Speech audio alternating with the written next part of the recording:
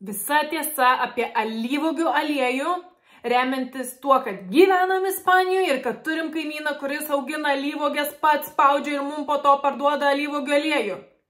Visa tiesa. Sveiki, čia Gintarė iš Tavo Sveikata LT, kur mes stengiamės paduoti jums kiek įmanoma daugiau geresnių, gyvenimiškų, praktiškų patarimų, kad pagerintumėte savo sveikatą arba jeigu reikia, numestumėte svorį. Ir šiandien šneku apie alyvuogių aliejų. Esu labai laiminga apie tai kalbėti, nes pagaliau atrodo atradau didžiausią pasaulio paslaptį. Ir čia turiu savo svečiuose šiandien 2 alyvuogių aliejus. Vieną vietinį, kurį davė mūsų kaimynas, kuris pats augino alyvuogės, pats vežė į fabriką jas spausti ir po to parsivežė ir mums šiaip netaip davė.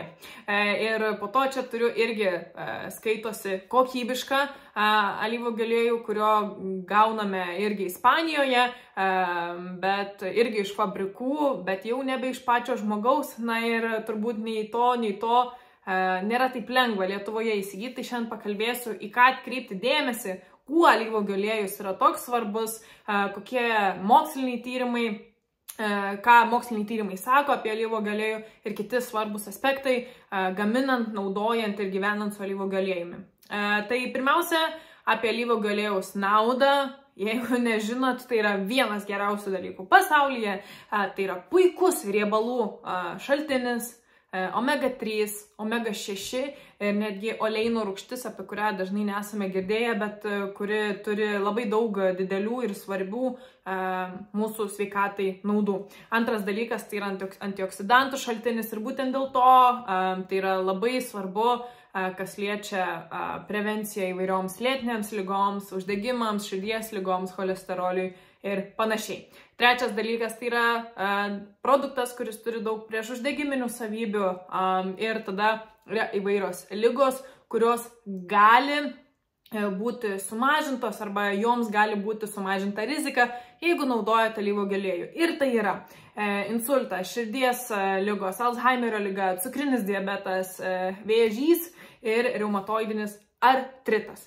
Tai alyvuogių aliejus rekomenduojamas kiekvienam ir yra labai svarbus mums ir yra keletas mokslinių tyrimų, kuriuos išsirinkau šiandien jums trumpai papasakoti. Nagi, ar iš tiesų tas alyvuogių aliejus yra toks stebuklingas.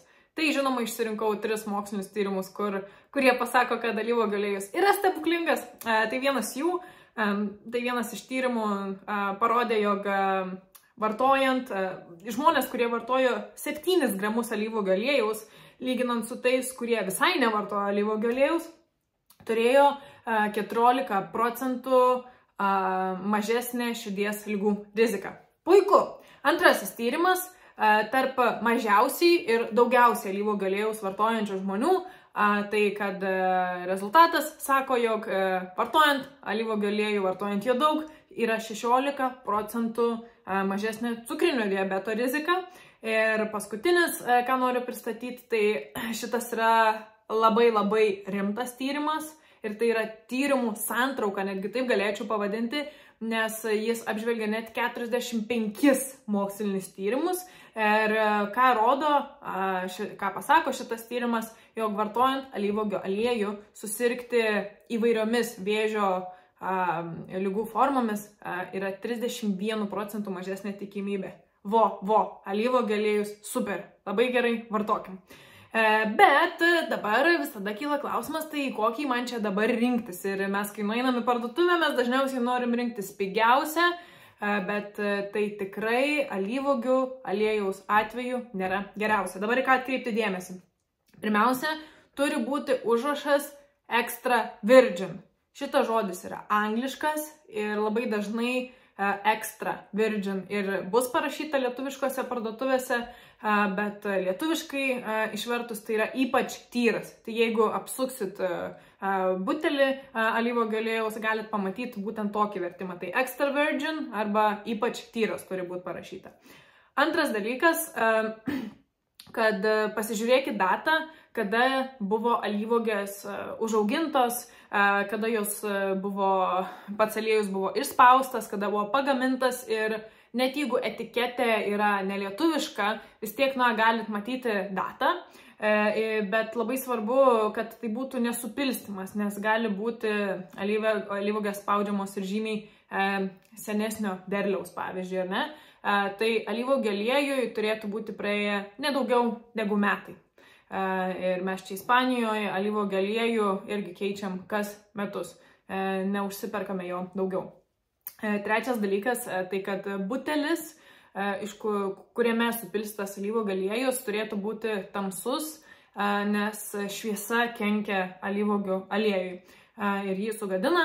Kitas dalykas, kad ieškokit kiek įmanoma labiau alyvuogių aliejaus, kuris yra kuo ankstesnio spaudimo. Tai idealiu atveju tai turėtų būti pirmojo spaudimo ir visada ieškokit užrašo, jog tai būtų šalto spaudimo. Nes, kaip žinom, nešaltas spaudimas, kas ir vyksta su, pavyzdžiui, įvairiais sėklų aliejais, gadina ir po to nuodija mūsų organizmą ir tai nėra gerai, turi būti šaltas spaudimas.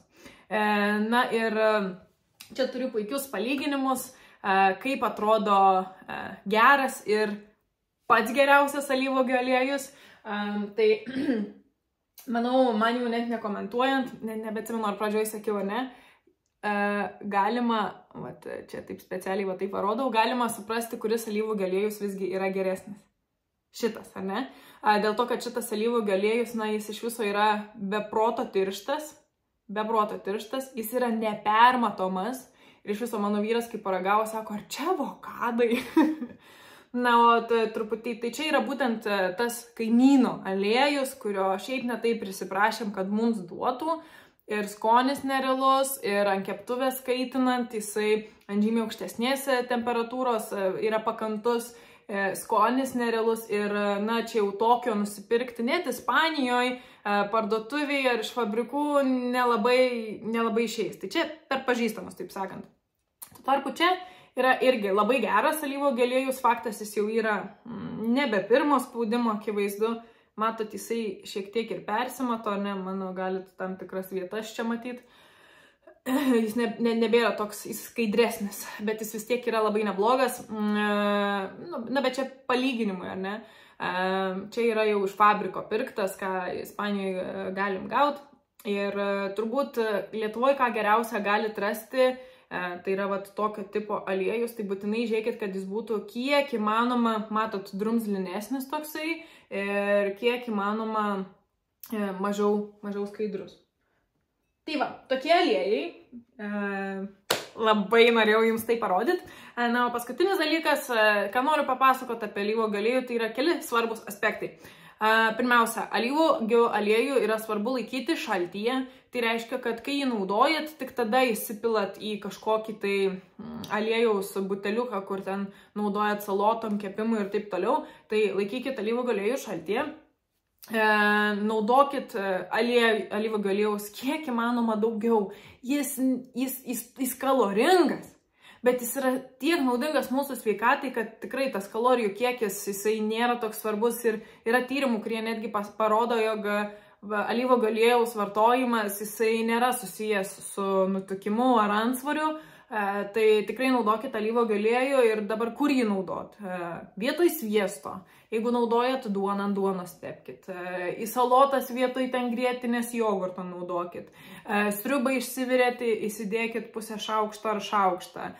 Košį išsivirėt ar kažkokias tai kruopas išsivirėt, dėkit. Kepat netgi kepinius kažkokius dėkit.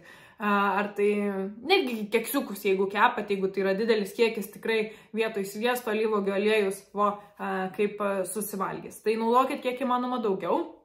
Ir alyvuogių aliejus taip, jeigu pasidomėsit jo labiau, bus nemažai informacijos, jog jo naudojimas kepant nėra rekomenduojamas ir taip, tai yra tiesa.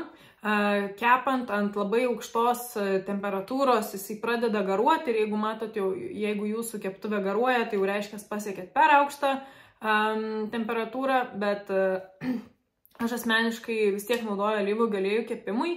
Aš tiesiog viską, ką kepu ant alyvuogių aliejaus, o ant jo ir tekepu, nes sėklų aliejai nėra gerai. Aš kepu tiesiog ant mažesnės ugnies ir tada jis man negaruoja. ir tada jis neįgauna tų toksinių savybių. Ir taip, paskutinis aspektas, ką norėjau paminėti, kad alyvuogių aliejus nėra susijęs su antsvoriu. Tai nebijokit, vartokit alyvuogių aliejų. Ačiū labai, kad žiūrėjot. Šiuo metu dar neturime pasiūlyti jums alyvuogių aliejaus, nebent žiūrit šitą video žymiai seniau, negu kad yra paskelbtas, tada galbūt jau ir turėsim. Ir čia Gintarė iš Tavo sveikata, prenumeruokit ir vis tiek užsukite Tavo sveikata LT parduotuvėlę, gal rasit maisto produktų ar programų jūsų sveikatai. Iki kitų kartų.